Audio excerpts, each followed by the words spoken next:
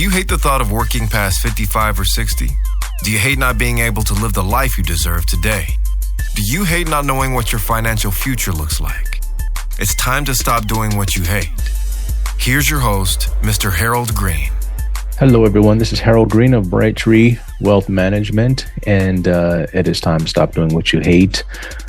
As always, I hope you are having a fantastic day. It's very early on a Saturday morning for me, and I kind of want to finish up the series that we've been talking about, the way out to financial stability. And this is probably going to hit you after a show that I did titled Rags to Riches. And I was kind of re-listening to it yesterday after I got done with the gym. And I found it quite interesting. And I enjoyed the show. So hopefully, it'll roll around sometime here soon so that you guys can check it out. And, the way out to financial stability is something that I've been trying to help people with for years. Not like to help people get rich or anything like that, but just to help their lives become stable. Because that was something that I was lacking in my life for a very long time. And I had a lunch meeting this week with a client that we've been together for many, many years. His name is Curtis, and I call him Uncle Curtis. And he came to one of my events a long time ago because he wanted to get his boys through college. So both of his kids are through college. They're doing well in life and everything like that. And he's been retired for a while now. And he's been coming out to Vegas probably 4 or 5 times, sometimes maybe 7 or 8 times a year. And I'll get to see him when he comes out here. And not yesterday, but I think it was Wednesday, Thursday or something like that. We're sitting down having lunch and stuff. And he just said, Harold, I can't thank you enough for everything that you've done for me. I gave you $200,000 or something like that. And now I'm sitting on over $1 million. I've been taking money out every year. We've been taking these 4 international trips a year. I've been converting like crazy to my Roth IRA. And it just seems like I can't keep up with what you're doing. Your growth has been phenomenal. I said, thank you. I appreciate that. And of course, he acknowledged the last few months haven't been all that great because of the war and stuff like that. And, the AI fears and stuff like that. But, and he was just grateful. And I said, a lot of people look up to me and respect me for what I do. And I told him, I said, I don't know if you know this or not, but you're kind of one of the people that I look up to because as long as I've known you, your life has been extremely stable. And I told him there's only 3 ways people end up in financial stability. Either they work hard and they have a great job that pays a lot of money, or they invest well and become successful through their investing, or 3, they inherit money. And that's all I've seen as long as I've been doing this. And I said, I'm grateful to have you as a client because my life has not always been financially stable. But when I look at you guys and I look at you're just steady, you're consistent, and you're diligent, and it just kind of I just said it just motivates me to continue to work hard and to try to provide that for other people. So today I want to talk about what financial stability actually feels like. Are you ready? 1, 2, 3, let's get it. Now, this is an investment show and investments do carry risk of loss. So before you invest any money, make sure you go out there, you do your due diligence, you understand your time horizons, you understand your risk tolerance, and you invest according to a well-balanced, comprehensive financial plan that has all your goals and needs in it. And make sure you get a couple of different opinions or whatnot, and actually have somebody run a strategy for you to see if you're barking up the right tree. And I want to talk about something. I want to do something a little different today. We've talked about the problem, what that is, and we talked about why things break, and we've also talked about the shift that has to happen. But today I want to talk about something most people have never experienced, and that is what financial stability actually feels like, what it feels like. Not here's your financial plan, it looks great. And also not what people say, hey, y'all are killing it. It looks good. You guys are got cars, you got the houses. It looks great. I want to talk about what it actually feels like when things are built the right way. Because honestly, here's the reality, right? Most people, they've never experienced real financial stability. They've had moments where things felt okay. That's the feast or famine, right? If you're in insurance sales or commission sales and This weekend you eating steak, this month you eating steak and lobster, and next month you guys eating like tuna fish and stuff, right? That's not what financial stability is. And again, you had moments where things felt okay, and you had periods where like nothing was going wrong. And what you actually experienced was you experienced relief. But honestly, relief is not the same thing as stability. I'm going to say that again. Relief is not the same thing as stability, because, relief is temporary. It's kind of like, when you get a cold or whatnot and you get sinus relief, man, I want sinus restoration. I don't want just like relief. I want restoration. I want my nose and stuff to be like, on point, everything working right. And when you talk about money, relief is kind of like the market came back. Phew, man, that was scary, but it's good now. The market's up. I'm feeling all right. Relief is like your bonus check came in. You guys, boss paid bonus this year. Company did well. Bonus came in. We cool. Christmas is going to look real good. Relief is the expenses didn't happen. Car didn't break down. Everything held up this year. Refrigerator stayed good. The washer and dryer stayed good. That's relief. That ain't stability. That's just relief. Something didn't happen. Because stability is different, right? Stability doesn't depend on something going right. And see, that's the difference. So I want to slow it down a little bit, and I want to walk you through what it actually feels like. Because once you understand this, you're going to know exactly where you stand. And the first feeling you're going to get is this: nothing feels urgent. This is the first thing that changes. Nothing feels urgent. Now, I'm going to tell you this. I'm a very aggressive person in nature, very aggressive. My portfolio, uber aggressive. I want to take advantage of every cotton picking opportunity I can get my hands on. But my wife, on the other hand, she don't feel the same way. Her turning radius is that of an aircraft carrier. Like, if you tell her to turn around, it'll take her like 2 days. It'll take her 2 days. Me, man, I'm like, boom, you turn right there on the spot. Like, I don't care. Boom, I'm going the other way. And pivoting for me, a lot of times I understand when it's time to pivot, and I got to do it right then.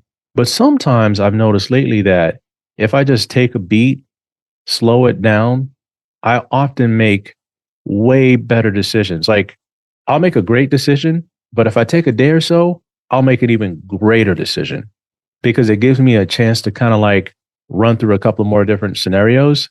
Boom, then I'm good. When your financial life is structured the right way, nothing feels urgent. I don't mean you stop caring. I mean, you stop feeling like you got to do something. So here's an example. The markets move and you notice, but you don't react. Your income changes, and, you downshift on a couple of bills or something like that. You change a couple of services here or there. You don't panic, you adjust. Expenses come up and you handle them without feeling like it's a major disruption. Like, oh my God, it sans the drama. It's not there. And there's space. That's the word. There's space. And most people, they don't have that. You know what they got? They got pressure. Okay. And the second feeling you're going to notice is you don't check your accounts the same way. Now, this is one that people don't expect. When you're not stable, you check your accounts a lot differently. Okay. And here's where it gets tricky. I wouldn't say tricky, but this is where the rubber really meets the road. When you check that account, you got some anxiety going on. You check that account with some emotion. You're like, you open it up and you're like, man, I wonder what this thing is doing today.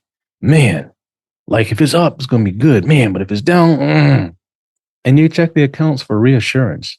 We're going to be okay because it's up today. No, you check them hoping things look okay. And sometimes you avoid checking them all together, which sometimes that's not bad, because you don't want to deal with anything with what you might see. It's kind of like your kid's report card. They bring it in, supposed to be a good quarter. And when you're not sure because you saw them up on the computer late at night, you thought they were playing games, but they were actually studying. So you don't look at the report card for 3 or 4 weeks. Finally, they leave it on the table and you get the guts to go look at it, and they pulled out straight A's. You're like, man, this is awesome. right? But see, here's the thing: when you structure things properly, you still check your accounts, but it's different. There's no emotional spike, right? There's no emotional high or emotional low. It's just information. And it's not validation and it's not stress. It's just information. And that's the big shift. The third feeling that you start to feel is the decisions get easier. This is where it really shows up. The decisions get a lot easier, not because life gets simpler, but because your position is stronger. And I remember the other day going to Costco with my wife. It was just one of those days where I think the CNN Fear and Greed Index had got down to like an 8 or something like that. I mean, boy, I tell you, they tore this thing apart. And I think, that day when I checked, my portfolio might have been down $500,000 that day. Okay. That day. I'm not talking about this year. I'm talking about that day. Okay. And I didn't feel bad for myself. I kind of felt that, okay, if my portfolio is down like this today, imagine what's going on in the client's portfolios. And I had already seen it or whatnot. And I was just wondering, like, who's going to call? Who's going to say something? Who's going to leave? Because people do jet like that when things get tough and they don't. The funny thing is they don't call you and say, hey, Harold, I'd like to make changes in my portfolio. You don't hear from them for a year. And then when you finally hear from them, you're getting a text saying, I'm gone. I'm out of here. I'm like, what is this? Where y'all going? And I put out the market minute all the time. Like, if you want to make changes in your portfolio, please give us a call because I can't read your mind. I don't know what's going on with you. Like, I love all my clients, but I can't call all like 3, 4, 500 of them every month just to see what's going on. And that's why I put out the market minute and say, hey, if y'all like to talk, give me a holler and let's talk this out and let's see where you at. Sometimes they just bail. I mean, you can be with somebody for 10 years, do great. And for whatever reason, they out, and that's okay.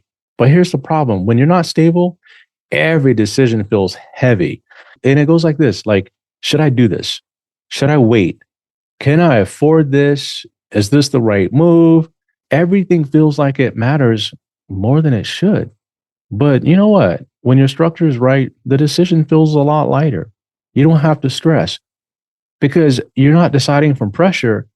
You're deciding from position, and that changes everything. So back to going to Costco, I was like, okay, out of all the money that I have, I was like, how much of this money do I need in the next hour or two?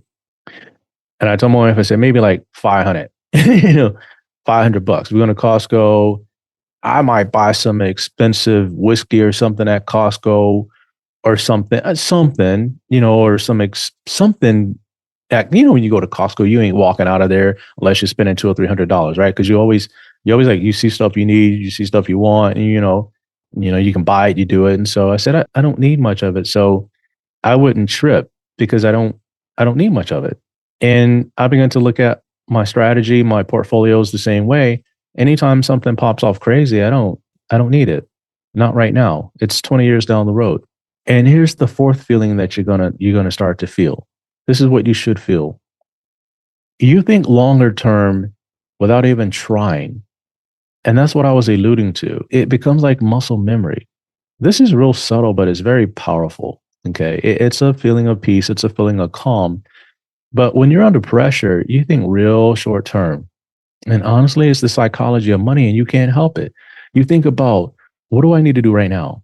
But when the pressure is removed, your thinking naturally expands and you start thinking longer term without even forcing it. And that's pretty cool. And you stop reacting to what's happening today and you start positioning for what happens next. And in our firm, we're making a major strategy shift over the next 3 or 4 years because we have a lot of people in option strategies. They made a lot of money and we're going to start to unwind those positions because the volatility in the stock market is only going to get higher and higher and higher. So we've come up with a strategy to take advantage of the volatility and to profit off of the volatility in the stock market. Okay. Very important. Here's the fifth feeling. You stop needing everything to go right. And this might be the biggest one. I'm going to share something with you guys. Before I became a Christian, the way I lived my life was I lived my life hoping that nothing went bad today.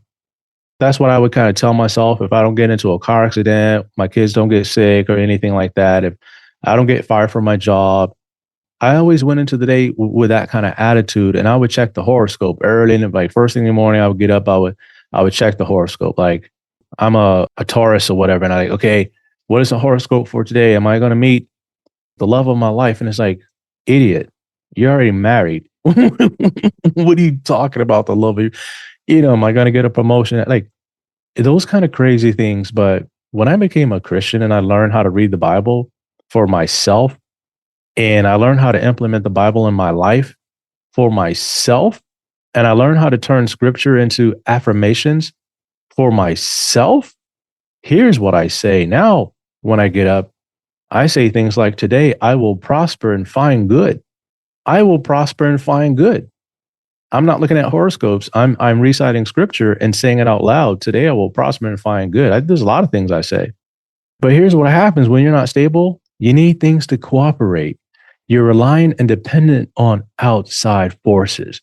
You need the stock market to act right. You need your paycheck to stay right. And you need your expenses to stay predictable. Because if they don't, you're going to feel it right away. But when you're stable, you don't need everything to go right. As a matter of fact, it won't. You're prepared for when it doesn't. And that changes your entire mindset because now you're not hoping your position. Today I will prosper and find good. I'm not worried about it. Let me tie this to real life. Okay. I've seen people with a lot of money who don't feel this way. They're still checking constantly. I don't know what that's about. They're still reacting. They're still unsure. And then I've seen people with less money who feel completely in control. They ain't worried about nothing. They calm, they cool, they're confident. And why? Number one, I would say number one, and this is not what I was going to say, but this is what I'm going to say, if I could say it like that. The word I heard was faith. They have faith in the process, and they have faith in the structure, and they have faith because of our history together. They know time and time again that when things get rough, I'm going to fly the plane. When things get rough, I'm not going to run and hide. I'll let you know you're down 10, 15, 20%, but I'll also let you know why. And I'll let you know what we're doing. And I'll let you know what the projected recovery time is. They're not secure because of the amount of money, because sometimes they don't have enough. It's the structure. I had a lady, she had to retire early, and she was a single mom, and she had her kids older, and the relationship didn't work out. And here she is about to retire and have to force to retire with kids that are in college. She said, Harold, I can't do my job no more. This is all I got. And I said, Auntie, you know what? Don't even worry about it. I said, we got this. We got a plan. We got a strategy. And as long as you trust me, we're going to be good. As long as you stick to the process, we're going to be good. And I think she's like double, triple her portfolio that she started with. And she's been retired for about 10 years now, pulling out enough money to take care of whatever she needs, the house, solar panels, or whatever. Why? Number one, we have a process, and she has faith in the process. And she tells me all the time, Harold, you don't even need to call me. I don't worry. I love hearing from you, but I'm good. You don't need to worry about me. I don't even check this stuff. I said, that's good. I understand that, but I still need to do the compliance and make sure that you're good to go. Now, this is the problem. I wouldn't say the problem, but this is the part that a lot of people miss. Financial stability is not about having more. It's about needing less from the wrong places. And that's because of your structure. So there's less dependence, and, there's less urgency. And when there's less urgency, there's like less reaction. And then that puts you in control. And really, that's the shift. So I'm going to ask you something. And I want you to be very honest with yourself. And this is very important. When you think about your financial life, like right now, which of these feelings do you actually have right now? Do you have space to be calm, cool, collected, confident, or are you under pressure? Or do you feel like you need everything to go right? Do decisions feel easy for you, or do they feel heavy? Like, I'm going to take this trip, but if I take it this way, it's going to cost me $5,000 less. But if I take it the other way, it's going to cost me $5,000 more. And you know what the key word in that whole thing was that I just said? The word cost, right? So look at it like this. If I take the trip this way, the investment is $5,000 less. But what is the return? Okay. If I invest $5,000 more and the trip goes like, if I go this way, what is the return? And that's how I started looking at it when I started flying first class. I'm not flying private yet. I could, but I ain't doing that right now. I have other things I want to do. I have other places that I'm trying to put the money to do other things that are more important than flying private right now. So I'm just going to chill and just build my other strategy that I'm working on. And eventually that strategy will help me fly private for the rest of my entire life. Okay. That's if I wanted to, but I'm trying to seed time and harvest. The Bible talks about that. While the earth remains, there's seed time and harvest. So right now it's seed time. When I harvest the seed, then I'll be able to fly private. All right. But I'm doing the seed time first. Do the hard things first. And then that's how I look at it. Because those answers, the way you answer those questions right there is going to tell you everything about your life. Not your account balance, not your returns, not your experience. And here's the part that matters the most. And pay attention to this. If you don't feel this yet, you know what? It's okay. Because now you know what we're aiming for. All right. It's not going to be a particular number, not a particular goal or a particular state or a particular position. We're aiming for a way of living where your financial life supports you instead of controlling you. And I was telling clients like this, I don't know if they listen to the show, but they're in another country right now. And we were talking about retirement and stuff like that. And they were sharing some things with me. And I said, you know what? I really would love it if you guys could just enjoy your life while you're still young. And, they're retiring relatively young. And that's pretty cool. And I said, you got all these assets. And I said, use your assets now while your knees are still good. Your back is good. You can travel. You can just really, you take your trips and nothing is aching. Nothing's bothering you or anything like that. You feel good. Not like you put all this stuff off and now you're 75 and you're like, hey, I want to go to Europe. Like, bro, your knees might not be cooperating with you to go to Europe at 75. But right now, when you're 55 or 60, they work pretty good. You might have to put a little aspirin cream on them here and there, but you're not going after a knee replacement. That's for sure. And that's what happens when your financial life controls you. It tells you where you can go, when you can go, and it becomes a psychological disaster. And in the next episode, I want to put all this together because understanding it is one thing, but building it, it's a whole another story. Okay. It was like the first time a buddy of mine taught me how to ride a motorcycle.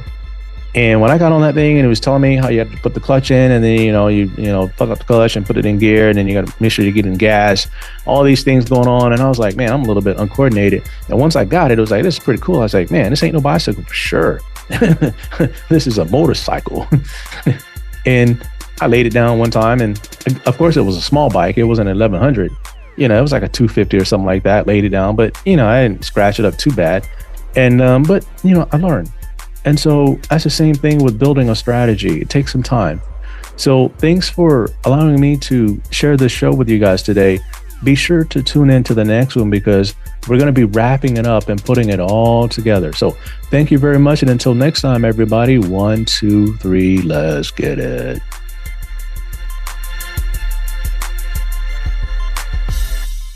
This is the podcastfactory.com.